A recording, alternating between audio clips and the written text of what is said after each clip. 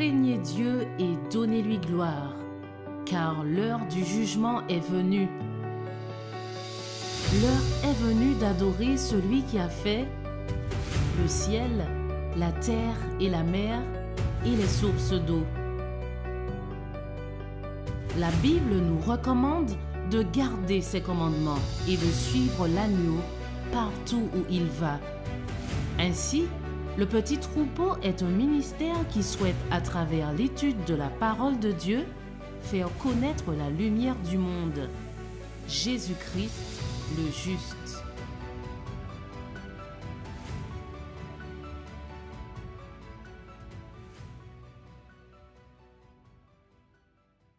Oui. Écoutez, Dieu vous bénisse. J'espère que vous avez passé un agréable moment jusque-là. Nous avons justement abordé un très beau sujet justement avec Philippiens et notamment sur l'humilité de notre Sauveur. Et nous allons passer maintenant à un autre moment. Je vais vous inviter à vous incliner pour la prière. Nous allons invoquer la présence de Dieu.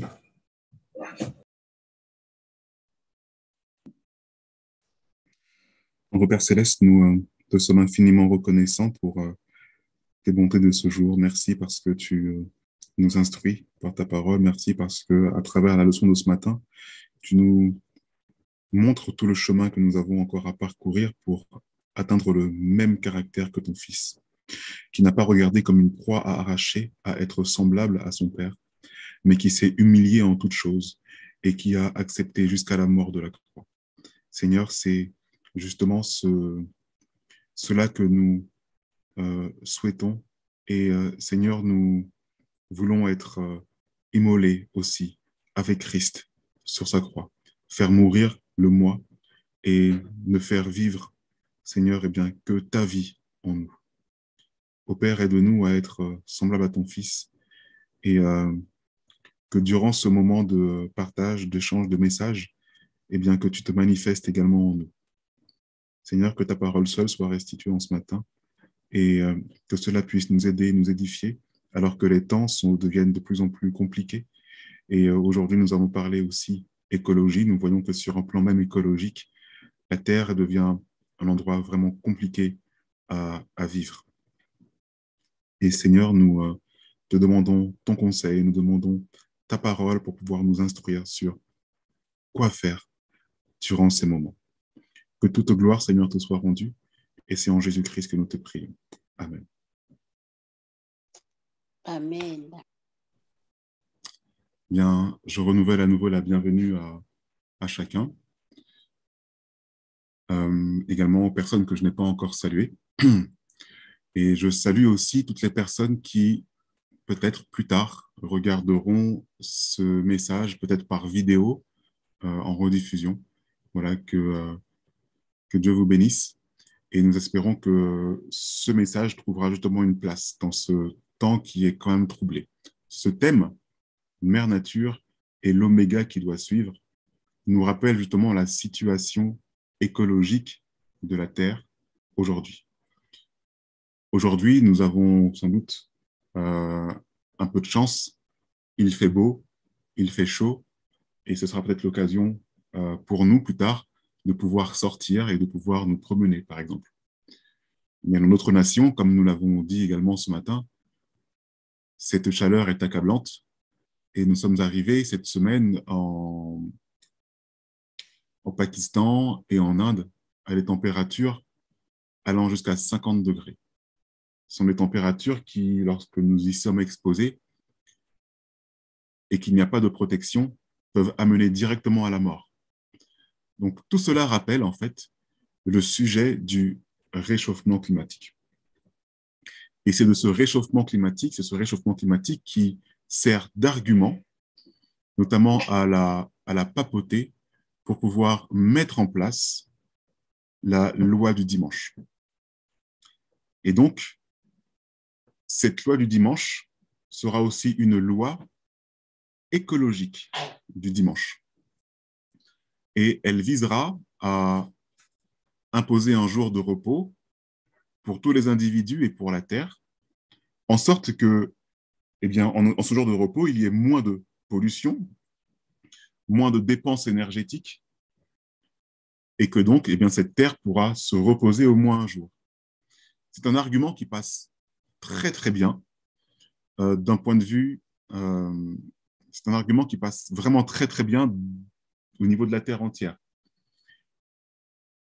Le pape a justement sorti un livre que nous connaissons bien maintenant, que nous avons déjà entendu parler, qui s'appelle Laudato Si, c'est son encyclique, et qui rappelle que justement, nous devons prendre soin de notre terre, qui est notre mère, entre guillemets, ou plutôt de prendre soin de notre mère, la terre. Mais il faut savoir que l'écologie, pour la papauté, ce n'est pas seulement un moyen, écoutez bien, ce n'est pas seulement un moyen d'aboutir à la loi du dimanche. La loi du dimanche, pour la papauté, ce n'est pas une finalité. C'est peut-être une finalité pour nous, adventistes, puisque à cette loi, avec cette loi, s'accompagne aussi un scellement. Mais pour la papauté, à quoi sert un repos hebdomadaire? Donc un repos hebdomadaire, un peu comme le sabbat, mais on parle du faux repos hebdomadaire. À quoi sert un repos hebdomadaire du dimanche si ce n'est pas accompagné par l'adoration d'un dieu ou alors d'une déesse? Le sabbat, le vrai sabbat que nous vivons aujourd'hui, est accompagné d'une adoration à un dieu. Et si toute la terre se mettait à adorer un jour du dimanche, à quoi servirait qu'il ne fasse que se reposer avec bière à la main et télécommande à la main droite? Vous voyez ce que je veux dire? Il faut y imposer un dieu ou alors une déesse. Et cette déesse est toute trouvée.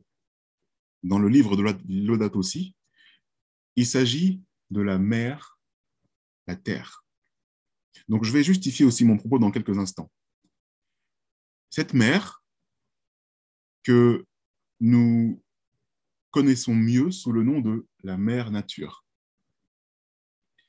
Sur l'image que vous voyez à votre écran, il s'agit d'un parc se trouvant au Canada et qui représente justement mère nature. Donc, elle est faite avec des éléments végétaux, des éléments végétaux. Et vous voyez que de l'eau sort de sa main, comme si elle était capable de donner et de produire des choses dans la nature. Donc, cette mère nature, les historiens la connaissent aussi sous le nom de Gaïa. Donc, il s'agit d'une déesse grecque de la terre.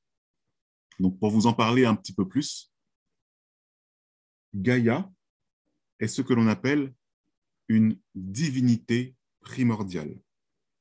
C'est-à-dire que c'est à partir d'elle que descendent d'autres dieux.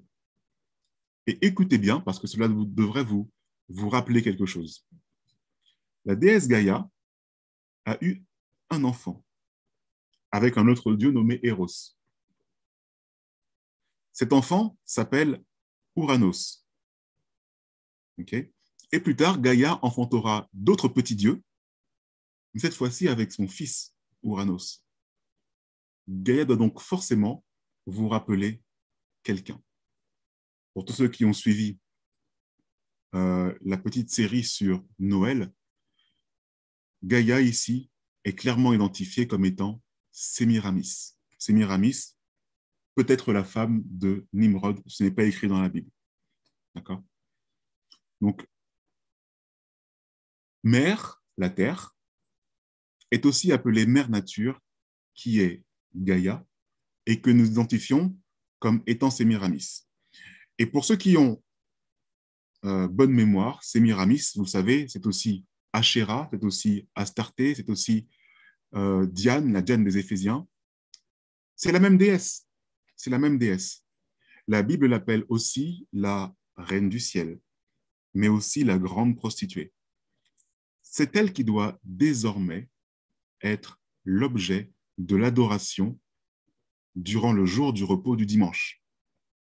Et c'est une déesse qui tombe à point nommé surtout au regard de la situation écologique. Gaïa est une déesse qui tombe à point nommé par rapport à cela.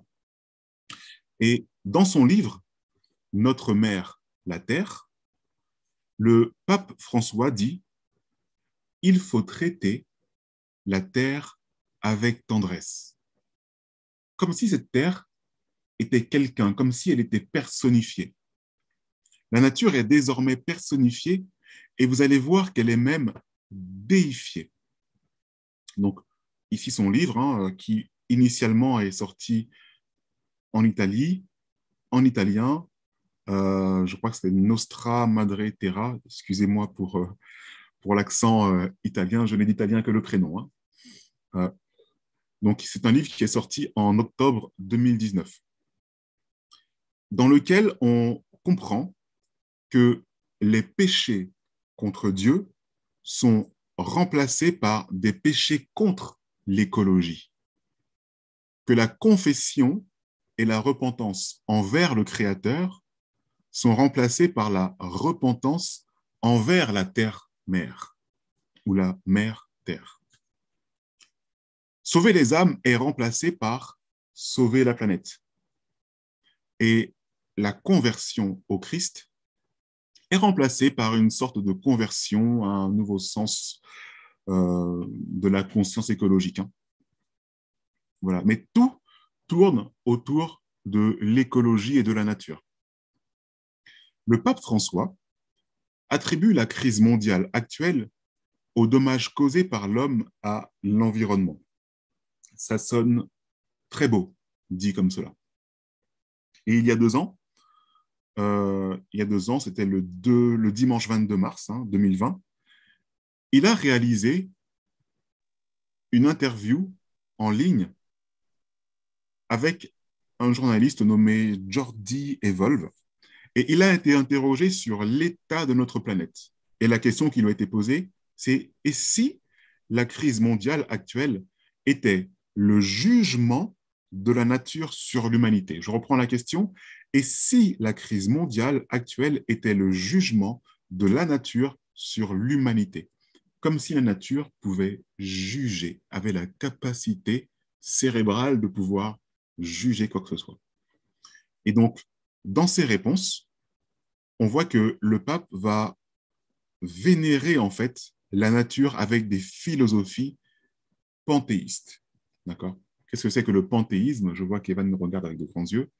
Le panthéisme, c'est lorsque Dieu est présent dans les éléments de la nature.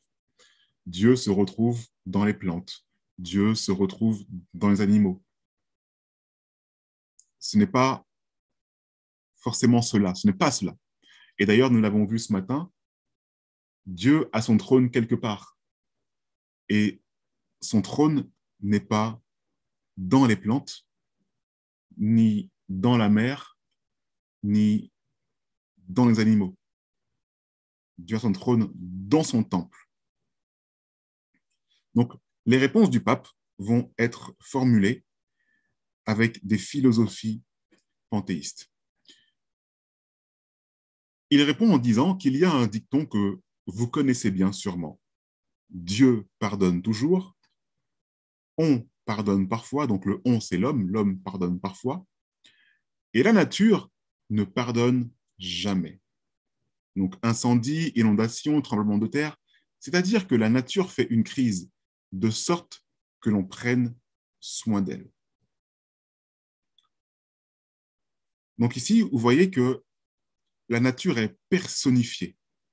En sorte que l'on prenne soin d'elle, vous verrez que le mot soin, c'est plutôt en sorte que l'on puisse aussi l'adorer. Le pape François rapporte essentiellement ici l'esprit impitoyable de cette mère nature durant la crise du changement climatique. Et mes amis, c'est au nom de cette même divinité qui ne pardonne pas que seront mis à mort des personnes qui ne l'adoreront pas. Mais soyons logiques avec nous-mêmes dans ce que nous connaissons. Non, mes amis, la nature ne peut pas garder rancune. elle ne peut pas non plus pardonner. Et la nature ne peut pas se mettre en colère parce que la nature n'a pas de conscience. Et je vais vous dire, hein, on a récemment mis en terre des plants de tomates. Ces plants de tomates, avant d'être mis en terre, étaient tout rabougris à cause de la chaleur, parce qu'on n'a pas forcément eu le temps de s'en occuper tout de suite. Ils étaient penchés, ils tombaient presque. Et lorsqu'on l'a mis en terre, ces plants de tomates se sont redressés et ils ont eu de la vigueur. Comme quoi, si la nature devait avoir un esprit, eh bien, elle saurait quand même pardonner nos fautes. Donc ici, le pape doit quand même réviser un petit peu ses connaissances écologiques. Mais ici, ce n'est pas de cela dont il parle. Il parle clairement d'une déification. Et tout cela, c'est une pure idéologie païenne. La nature n'a pas d'âme et elle ne cherche pas à se venger. L'eau, la terre, le vent, le feu ne ressentent ni nom de processus de pensée. Par conséquent, la terre, mes amis, ne devrait pas être déifiée. Je fais une grande aparté ici sur ce qui est dit par le pape, parce que c'est des choses qui sont acceptées par le monde. Et après, nous reviendrons à ce que nous dit l'esprit de prophétie par rapport à cela. Mais le pape François ici démontre son attachement à la nature en inventant ce qu'on appelle une nouvelle conversion écologique, à cause justement de nos péchés écologiques. Maintenant, le pape avertit que Mère Nature punit notre monde avec une nouvelle justice écologique. Conversion écologique, péché écologique, justice écologique. Et une justice qui, apparemment, selon lui, ne pardonne jamais. Et la solution à son problème, selon son encyclique Laudato Si, c'est de prendre soin de la nature en mettant en place une loi dominicale, c'est-à-dire une loi du dimanche, une loi écologique. Le panthéisme, c'est quelque chose qui redevient populaire. Et quasiment tous les mondes, hein, les mondes religieux, les mondes laïques et même les mondes politiques l'adoptent. Le panthéisme, dans l'adventisme, et notamment dans l'adventisme du début du XXe siècle, considère le panthéisme comme ce que l'on appelle l'alpha des hérésies mortelles. D'accord? L'alpha des hérésies mortelles. L'alpha, pour dire, c'est le commencement. Ça veut dire la base, la fondation. Et c'est la base des hérésies. C'est la base de toutes les erreurs et du mensonge. Et des erreurs et des mensonges qui amènent à la mort. L'alpha des hérésies mortelles. Mais l'adventisme glisse gentiment mais sûrement dans le panthéisme, parce que Madame White fait une citation sur l'alpha des hérésies mortelles en disant que l'oméga arrive. On a l'alpha et l'oméga, on a le début et la fin, d'accord? Le premier et le dernier. L'alpha commence et l'oméga accomplit, réalise. Donc, ce changement est en train de se faire justement dans l'Église et il a commencé à avoir lieu avec l'introduction de ce qu'on appelle de spéculation, d'hypothèses sur la personnalité et la présence de Dieu. Et cela a été fait justement par le principal médecin de l'Église adventiste, hein, que vous connaissez bien, et qui s'appelle le docteur John Harvey Kellogg, voilà, qui est aussi à l'origine des céréales que nous connaissons. Et Ellen White a averti que les idées qui avaient été exposées dans le livre du docteur, donc ce livre qui est intitulé The Living Temple, étaient apparentées au panthéisme. Ces doctrines, qui sont maintenant acceptées, spéculent sur la présence de Dieu dans la nature et, ce faisant, eh bien, détruisent la personnalité de Dieu. Si Dieu est plante, si Dieu est animal, alors sa personnalité est détruite. Ce n'est plus le même Dieu que nous adorons. Et Ellen White a appelé cette spéculation sur la personnalité et la présence de Dieu, elle l'a appelé l'alpha des hérésies mortelles. Et elle a déclaré que l'oméga suivrait, et suivrait sous peu. L'alpha est le fondement de la fausse doctrine, et Ellen White a parlé d'une hérésie qui arriverait dans l'Église adventiste du 7e jour au tournant du 20e siècle. Et elle a averti que ce n'était que l'alpha, c'est-à-dire que le commencement. Et elle a parlé de l'oméga qui doit suivre. Je pense que vous comprenez bien ce que l'on veut dire ici. Et voici cette citation. Alors, dans un ouvrage, je ne vous lirai pas le nom entier parce qu'il est plutôt long, mais dans cet ouvrage que je résumerai comme spécial testimonies, elle écrit la chose suivante. Écoutez bien, on me demande de parler clairement. Répondez, c'est la parole qui m'est adressée.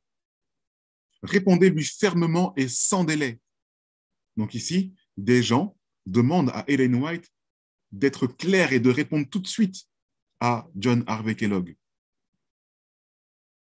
pour dire sa vérité. Dans le livre Living Temple est présenté l'alpha des hérésies mortelles. Elle poursuit en disant que l'oméga suivra et sera reçu par ceux qui ne sont pas disposés à tenir compte de l'avertissement que Dieu a donné. L'oméga suivra. Donc, on peut comprendre qu'il y aura de manière certaine dans l'Église une évolution dans le sens du panthéisme. Je reprends, il y aura certainement dans l'Église une évolution négative et qui ira dans le sens du panthéisme. On commence à en avoir quelques exemples. Ici,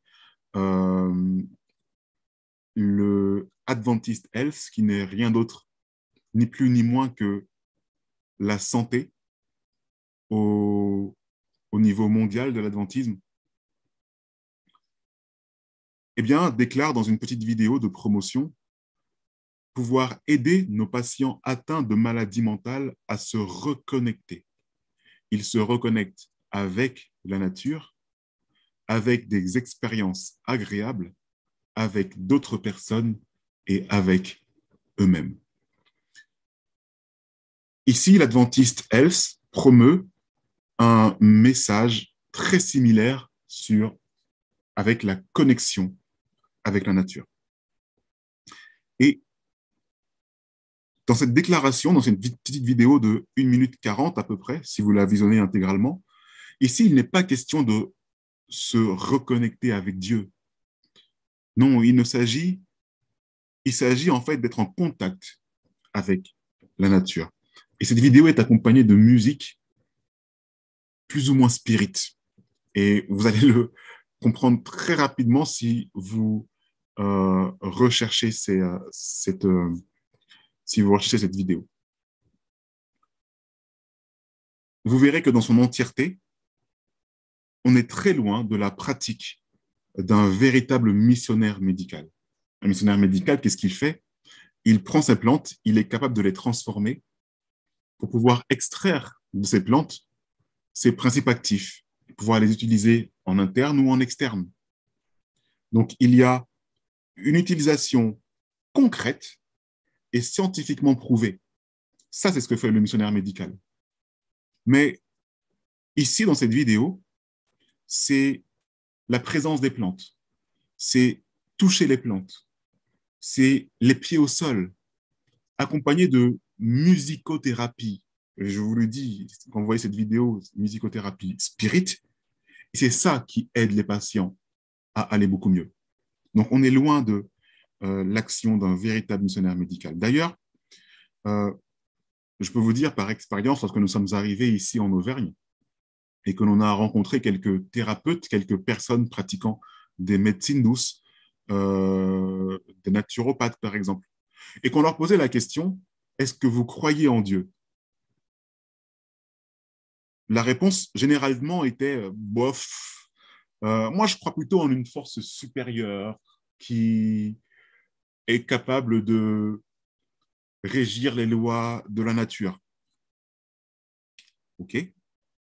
Donc, question plus précise maintenant. Est-ce que vous croyez en Jésus? Mais non. Lui, il a vécu dans les temps passés. Lui, ce n'est qu'un homme. Je parle d'une force supérieure. C'était les réponses, en fait, que l'on avait. Ce n'est pas une religion qu'ils ont. Ou alors, si c'est une religion, mais c'est une religion qui n'a pas de Dieu. C'est une religion où une force joue un rôle de liaison cosmique entre les différents éléments de la Terre. Voilà. Mais si on leur parle de Jésus, ils sont plus athées que les plus profonds des athées. Au début, je me disais qu'on pouvait parler à ces personnes puisqu'elles avaient peut-être une sorte de fond spirituel. Et je me rends compte qu'elles ont un fond spirit, ce qui n'est pas du tout la même chose. Et recommandations et messages d'attention à toutes les personnes qui se forment aux sciences naturelles et notamment à la naturopathie. Faites attention au courant de ceux qui vous forment. Certains vous parleront d'énergie, de flux cosmique, d'énergie et d'intelligence spirit qui lie les forces naturelles et autres choses injustifiables scientifiquement. Faites attention parce que on vous connecte sans le savoir à Gaïa et à Mère Nature. Faites attention parce qu'il est difficile ensuite de s'en défaire. Beaucoup de ces personnes qui rentrent dans ce système pensent avoir totalement raison. Et cela peut se comprendre puisqu'en réalité, si vous ne prenez pas soin de la nature, eh bien, automatiquement, cette nature se détruit. Cela est même logique. Et cela suffit à être une religion pour eux. C'est logique. Donc, n'allons pas leur dire et leur parler de Jésus ou des anges ou de Dieu que personne ne voit. Pour eux, la nature, c'est tangible, c'est visible. Mais faisons attention, mes amis, à ces discours, parce qu'ils nous amènent tout droit à l'adoration du dimanche. Et donc, voilà ce qu'est cette force supérieure, cette force naturelle qui détruit la personnalité du Père et du Fils.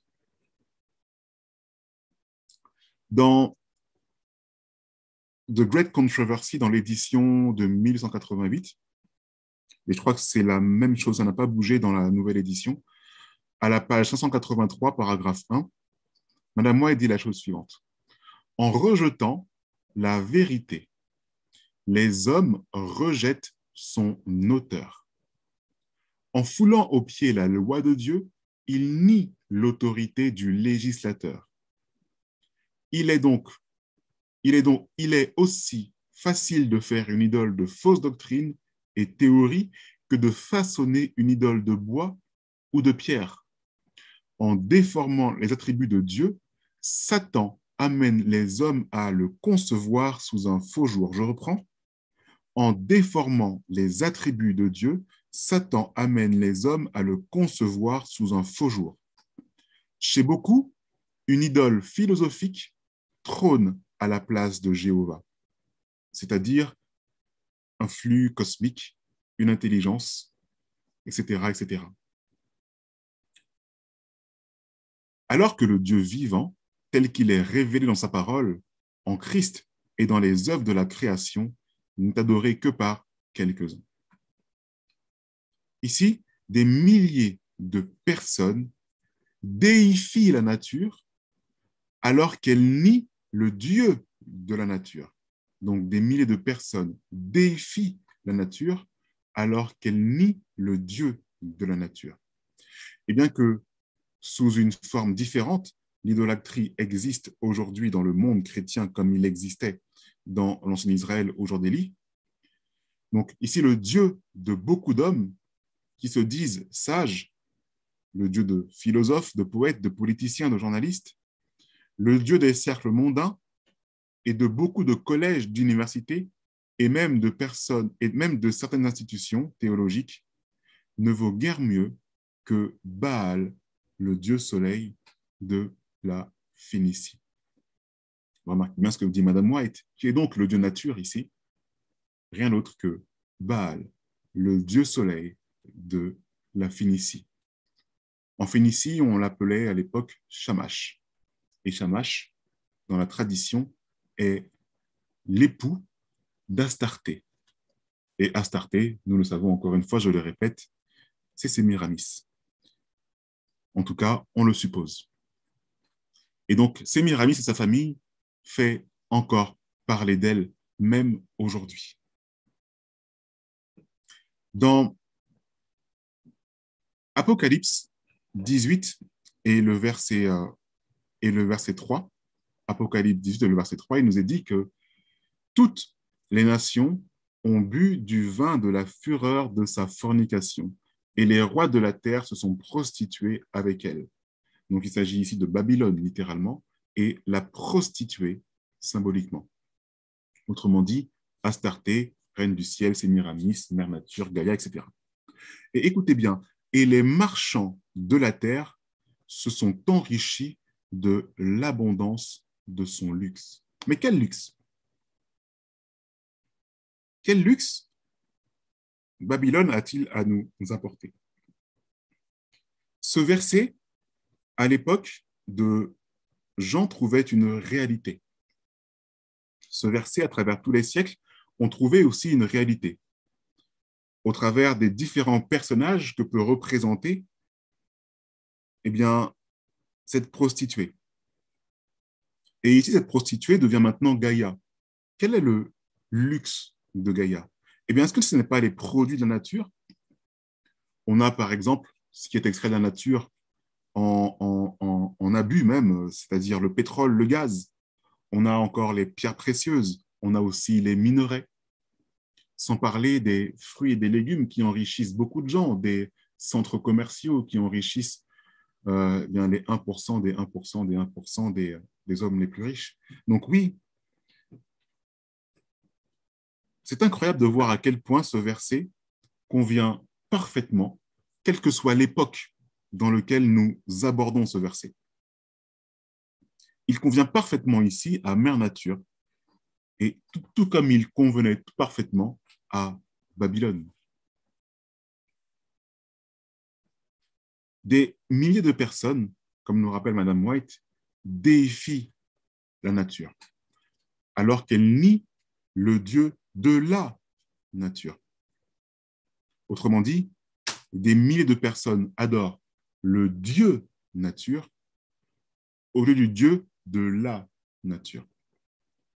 Cela est bien sûr en totale contradiction avec le message du premier ange d'Apocalypse 14 et le verset 7, qui nous dit, il disait d'une voix forte, « Craignez Dieu et donnez-lui gloire, car l'heure de son jugement est venue, et adorez celui qui a fait le ciel et la terre et la mer et les sources d'eau. » Plutôt, j'aurais dû lire « et adorer le ciel, la terre et la mer et les sources d'eau », n'est-ce pas?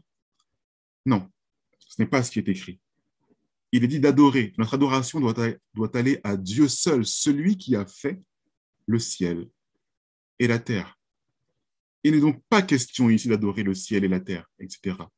Mais celui qui en est le créateur et celui qui en est le propriétaire. Voici donc tout le problème et toute la fausseté de cette adoration tournée vers la nature, vers mère nature, vers mère la terre. Et donc, qui correspond également à, si nous remontons au plus haut, à Babel et à Babylone. Notre adoration doit se tourner vers le Créateur et non la créature. Dans le psaume 89 et le verset 11, « À toi sont les cieux, à toi aussi la terre. Tu as fondé le monde et ceux qu'il renferme. » Dieu, mes amis, est le propriétaire parce qu'il est créateur de la terre. Et dans le psaume 24 et le verset 1, la terre appartient à l'Éternel et ce qu'elle contient, le monde et ceux qui l'habitent. Ce n'est pas uniquement la terre et tous les éléments végétaux et tous les éléments minéraux également, mais aussi l'humanité, ainsi que tout être vivant. Tout ce qui compose la terre appartient à Dieu. La terre entière et ceux qui l'habitent appartiennent à l'Éternel. Mais toute l'œuvre de Satan, c'est justement de retourner la créature contre son créateur, quitte à prendre la place de Dieu lui-même. C'est ainsi que la nature devient une religion. Laissez-moi vous lire un article qui se trouve dans ce site que vous devez connaître, adventmessenger.org, où il nous parle de ce qu'on appelle le jour de la Terre. Le 22 avril dernier, donc c'était il n'y a pas si longtemps que cela, le 22 avril, le monde entier célébrait le jour de la Terre. Mais, écoutez bien, le jour de la Terre n'est pas le nom officiel de la célébration du 22 avril. Ce n'est pas son nom officiel. Les Nations Unies ont fait la lumière justement sur cet événement du 22 avril en révélant le nom complet. Et il s'agit de la Journée internationale de la Terre nourricière. La Journée internationale de la Terre nourricière. Et donc, le jour de la Terre n'est donc qu'une abréviation de la Journée internationale de la Terre-Mère. Qui est-ce qui nourrit? Qui est-ce qui est nourricière? C'est une mère. C'est un attribut que l'on reprend chez les mamans. Donc ici, la Journée internationale de la Terre nourricière, c'est aussi la Journée internationale de la Terre-Mère, et qui est célébrée tous les 22 avril. Les pseudosciences, les religions ésotériques, dans la spiritualité écologique, font que tous les chrétiens, et même notre propre groupe adventiste également, eh bien, adoptent le culte païen de Gaïa, la religion de la terre-mère. Et cela détruit, comme nous l'avons vu, cela détruit le christianisme biblique. Et cela comment dire, et la vraie foi est remplacée finalement par un culte à la nature. Mes amis, nous devons absolument résister et nous devons dénoncer ces efforts panthéistes et même les confronter. Nous devons encourager le peuple de Dieu à ne rien avoir avec ce mouvement, car tout cela fait partie de l'hérésie mortelle qui est apparue pour la première fois en 1903 à travers les enseignements panthéistes de John Harvey Kellogg dans le livre The Living Temple. Nous devons le dénoncer, tout comme on a dit à Madame White, parler, dénoncer, répondez. Et bien, nous avons ce même rôle à jouer, de dénoncer, de répondre au panthéisme par la vérité, selon la Bible. Et en parlant du livre The Living Temple, Madame White affirme que dans le livre Message choisi, volume 1, que nous n'avons pas besoin du mysticisme contenues dans ce livre. Le panthéisme, c'est du mysticisme. À partir du moment où on devient activiste ou trop activiste dans l'écologie et que l'écologie devient autant, si ce n'est plus important que notre vraie foi, alors nous sommes dans le mysticisme. Et ceux qui s'arrêtent à ces sophismes se trouveront bientôt dans une condition, écoutez bien, ceux qui s'arrêtent à ces sophismes se trouveront bientôt dans une condition qui permettra à l'ennemi de s'entretenir avec eux et de les éloigner de Dieu. Lorsque l'on se connecte à Mère Nature, on finit par se mettre dans des conditions qui ouvrent la voie de l'ennemi pour qu'il puisse communiquer directement à notre esprit et que nous réalisions directement ce qu'il nous dit. Voilà ce que Madame White affirme dans Message choisi, volume 1, à la page 236 et paragraphe 2. Je reprends pour que vous puissiez noter. Donc, Message, et je vais le noter dans le chat, Message choisi, volume 1, à la page 236 et paragraphe 2.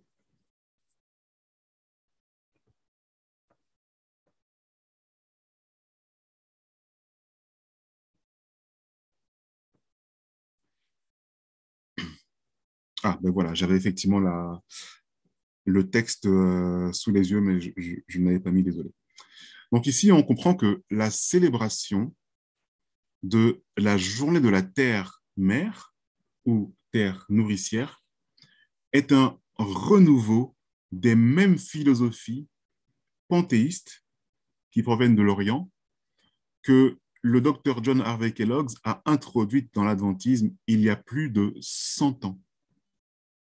Mais heureusement, mes amis, nos pionniers ont résisté à cette attaque, une attaque contre la foi, et se sont prononcés contre ces hérésies. Et Dieu a dû intervenir, et son intervention était même terrible, puisqu'il on a vu que le sanatorium de Battle Creek ainsi que les bureaux de la Review and Herald ont brûlé dans un incendie. Pourquoi? Pour avoir promu ces enseignements païens dans l'Église adventiste du 7e jour. C'est pour vous dire que même aujourd'hui, la sanction est lourde. On parle de quelque chose qui s'est fait juste il y a 100 ans. Hein. On n'est pas dans les punitions à l'ancien Israël où Dieu punissait de mort systématiquement tous ceux qui faisaient un péché grave. On se rend compte que ce même type de sanction est aussi possible encore aujourd'hui dans notre ère. Les bureaux de la Review and Herald et le sanatorium de Battle Creek ont brûlé à cause de la diffusion du panthéisme. Donc, c'est pour vous dire à quel point, à nous qui vivons aujourd'hui, il nous faut faire attention à cela, parce que les conséquences peuvent être à la fois mortelles ici pour notre vie mortelle, mais aussi mortelles pour notre vie éternelle. Vous comprenez? On peut perdre la vie éternelle pour cela.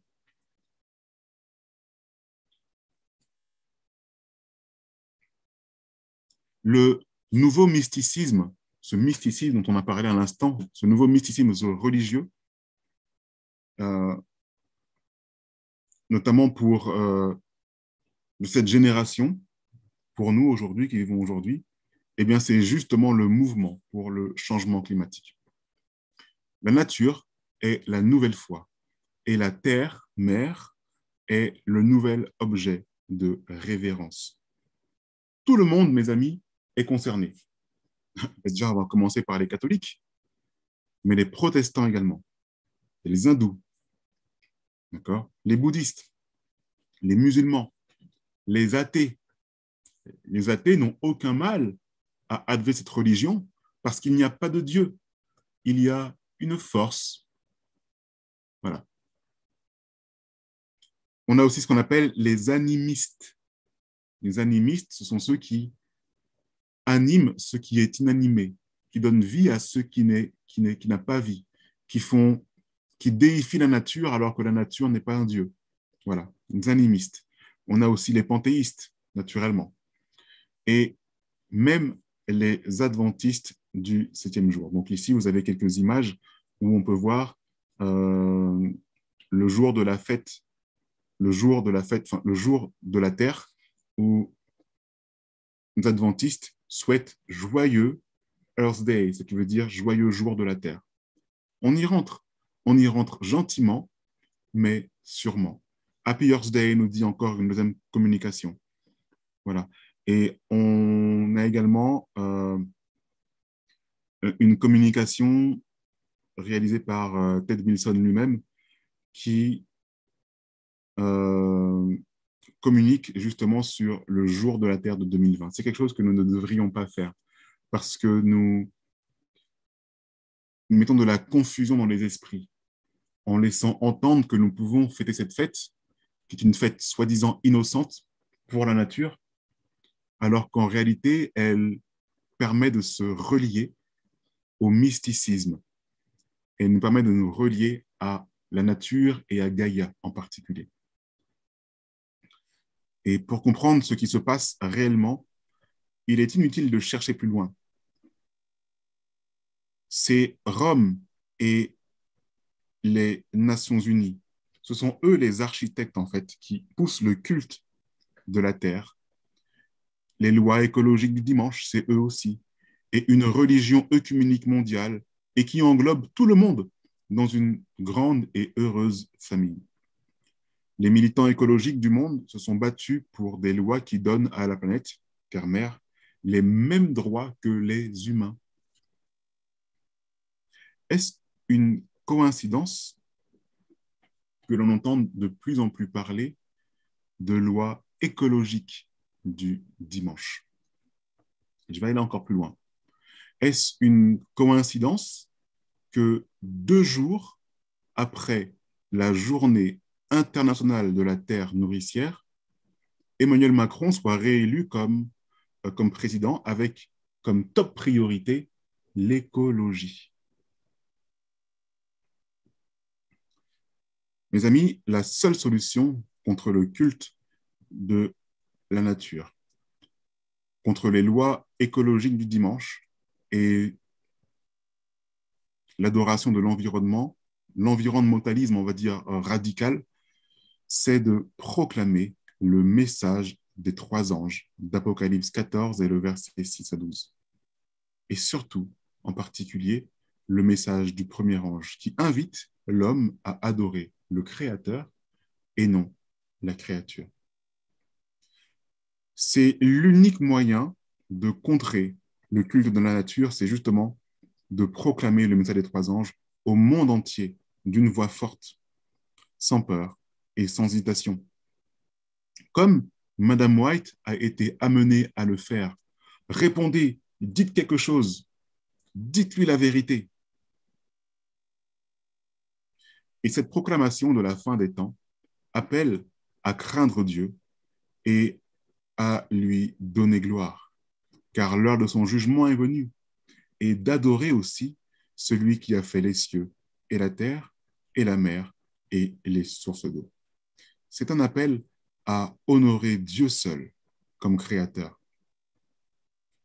Nous avons aussi l'exemple de Paul dans le livre Conquérant Pacifique.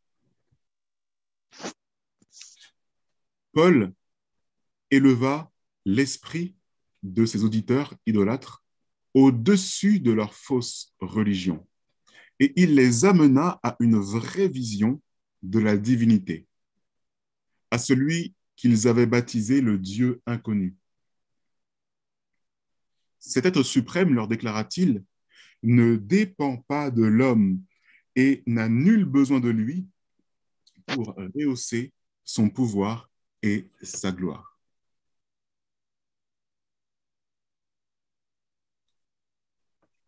Donc,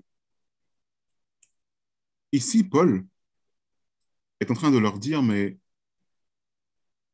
est-ce qu'il vous faut une action particulière est-ce qu'il faut faire une action particulière pour votre Dieu, là? pour que celui-ci fasse quelque chose? Avons-nous un Dieu, mes amis, qui réclame de l'attention pour qu'il nous bénisse en retour?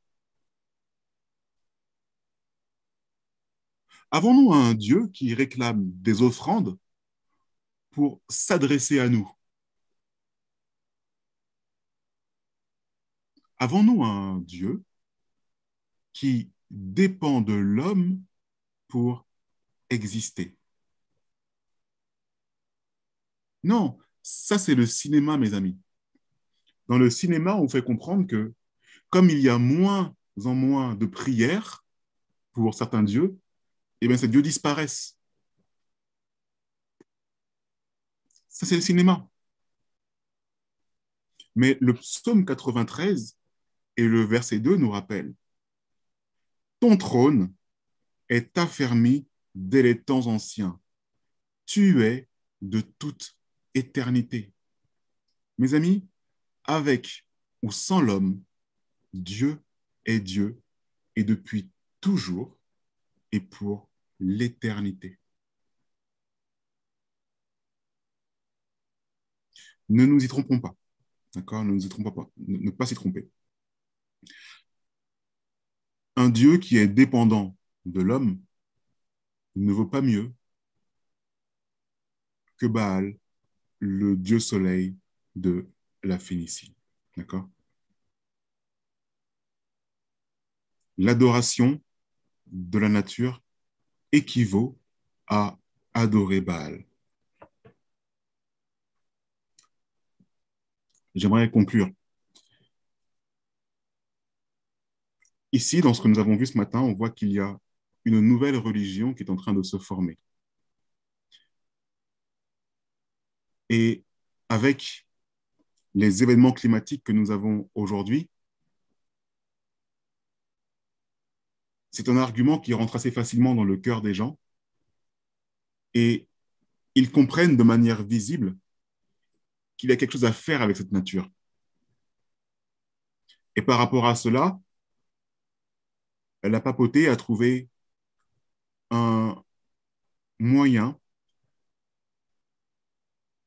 d'accrocher ces personnes qui constatent les problèmes de la nature pour les rapprocher auprès de Gaïa. J'en reviens à Babel et au personnage de Nimrod, le premier homme à s'être fait déifier. J'en reviens à Sémiramis, sa prétendue épouse, peut-être si elle a existé. Cette femme appelée la grande prostituée était à tour Ashéra, Astarté, Artémis, Diane, et même Marie, mère de Dieu. Vous savez, Marie qui est la mère du petit enfant Jésus, qui ne grandit jamais. Et aujourd'hui, le discours pour Marie ralentit un petit peu au bénéfice de Gaïa. Mais c'est en réalité la même continuité, c'est la même divinité. Il s'agit, il s'agit de la même religion et religion païenne. Et toutes les religions l'acceptent. On nous dit que cette déesse est attristée et qu'elle punit l'homme par des cataclysmes, des incendies, des réchauffements climatiques, etc. Et nous en arrivons aujourd'hui par l'acceptation et par la croyance de chacun à l'Oméga, qui est une religion panthéiste dédiée à Babel, à Sémiramis et au culte du paganisme antique. L'écologie, mes amis, devient une religion. Mais faisons attention à une chose. On ne peut pas non plus ignorer l'écologie. Nous avons un rôle à jouer pour la nature, au point que la Bible elle-même nous dit dans Apocalypse 11 et le verset 18, Apocalypse 11, verset 18, les nations se sont irritées et ta colère est venue et le temps est venu de juger les morts, de récompenser les serviteurs, les prophètes, les saints et ceux qui craignent ton nom, les petits et les grands, et de détruire ceux qui détruisent la terre. Vous comprenez cela? Cela veut dire que s'il n'y a pas de notion d'écologie dans notre vie, nous sommes potentiellement des personnes qui détruisent aussi la terre. Donc, attention à ne pas se placer parce que l'on voudrait ignorer justement la nature, à ne pas se placer dans ce verset où on voit que Dieu peut détruire ceux qui détruisent la terre. Autant il va détruire la mère terre, la fausse déesse, Babylone, mais autant il détruira ceux qui détruisent la véritable terre, celle que Dieu nous a donnée. D'accord? Celle que Dieu nous a donnée depuis la Genèse. Sabbat prochain, mes amis, nous verrons le rapport que nous devons avoir avec la nature. Un rapport selon la Bible, bien sûr, parce que nous avons véritablement une action à faire en lien avec la nature. Et je peux comprendre qu'en tant qu'adventiste, il soit difficile de se placer en rapport avec l'écologie. On peut avoir du mal à faire la différence entre l'activisme écologique qui mène à la religion de Gaïa et l'écologie simple selon la Bible. Mais on va pouvoir trouver une réponse à cette question sabbat prochain en nous basant également sur un texte qui se trouve dans Genèse, chapitre 1 et le verset 26. Genèse, chapitre 1 et le verset 26. Puis Dieu dit, faisons l'homme à notre image selon notre ressemblance, et qu'il domine sur les poissons de la terre, sur les poissons de la mer, excusez-moi, et sur les oiseaux des cieux, et sur le bétail, et sur toute la terre, et sur tous les reptiles qui rampent sur la terre. Donc, cette question de l'écologie, on va pouvoir y répondre sabbat prochain. Et cette question, la réponse se trouve dans la compréhension de la différence. La différence se trouve dans une petite question. Qui domine sur qui? Est-ce la nature qui domine comme une déesse sur l'homme? Ou est-ce l'homme qui, selon l'ordre de Dieu, domine sur la nature? Voilà. Nous répondrons à cette question sabbat prochain, mais gardez bien en mémoire que nous vivons dans une situation, dans un monde aujourd'hui qui est totalement détérioré, qui se détériore au fur et à mesure. Et pour beaucoup de personnes, c'est aussi un appel à l'adoration, un appel à l'observation et au culte de la terre. Soyons attentifs à ceux qui nous entourent et qui tombent dans ce travers et rappelons-leur ce que Madame White a dit. Attention, mes amis, vous glissez et vous êtes en train d'accepter l'alpha des hérésies mortelles. Attention, mes amis, la nature, Dieu nous a placés ici en tant que locataires, mais nous n'en sommes pas les propriétaires, c'est Dieu le propriétaire. Attention ici, Dieu nous a placés comme gestionnaires de la nature, et ce n'est pas à la nature de nous gérer. Faisons comprendre cela à ceux qui nous entourent. J'ai choisi de faire ce message ce matin parce que j'ai eu ce discours cette semaine de la part de collègues qui se tournent en fait vers les sciences spirites pour trouver guérison.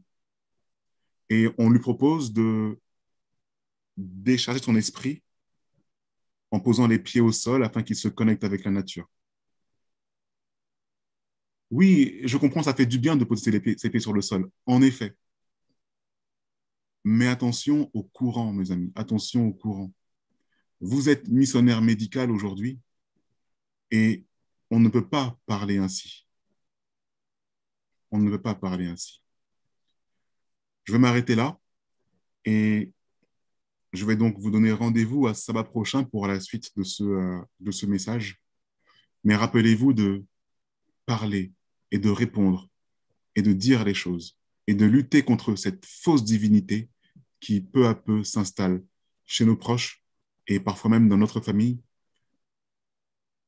et auprès de ceux qui nous entourent. Que Dieu vous bénisse et puis bénisse surtout l'influence de sa parole dans nos cœurs. Amen.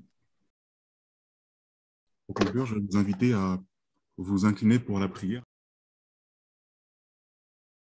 Tendre Père Céleste, nous te sommes reconnaissants parce qu'aujourd'hui, tu nous expliques davantage ce qui nous attend. Tu nous fais comprendre que avec ce faux Dieu d'adoration, il y aura aussi un faux Dieu d'adoration. Et que tout ce qui arrive aujourd'hui à la terre est pris comme argument pour l'instauration de ce repos dominical, ce faux repos de sabbat. Mais dans ta bonté, Seigneur, tu nous révèles les subterfuges du malin. Tu nous révèles les pièges qu'il tente de mettre sur notre chemin et dans lequel tant de nos frères et sœurs tombent. Ô Dieu, aide-nous à être comme ta servante et à répondre à ces personnes, à leur indiquer la voie et à leur préciser le message des trois anges, de craindre Dieu et de lui donner gloire et d'adorer le Créateur et non la créature. Merci au Père de cette leçon que tu nous accordes aussi et que nous puissions nous-mêmes qui entendons ce message ne pas tomber plus tard dans ce type d'adoration. Nous nous formons aussi en tant que missionnaire médical et nous sommes sujets et nous allons rencontrer énormément de personnes qui sont spirites et qui prêtent à la nature des qualités divines qu'elle n'a pas. Aide-nous, Seigneur, à identifier cela et que ta parole, eh bien, nous élève, nous instruise et nous aide à repérer. Que toute gloire te soit rendue, Seigneur, et aide-nous encore une fois, comme nous l'avons vu dans cette leçon, à être semblable à ton Fils Jésus. Ton Fils Jésus qui est prompt à pardonner, contrairement à cette Gaïa qui ne pardonne jamais. Merci au Père parce que tu nous montres cette différence qui est en ton Fils. Et que toute gloire, Seigneur, eh bien, te soit rendue, et c'est au nom de ton Fils, Jésus, qui n'a pas regardé à être une personne semblable à toi, c'est en son nom que nous te prions. Et pour ta gloire au Père. Amen. Amen. Amen. Amen.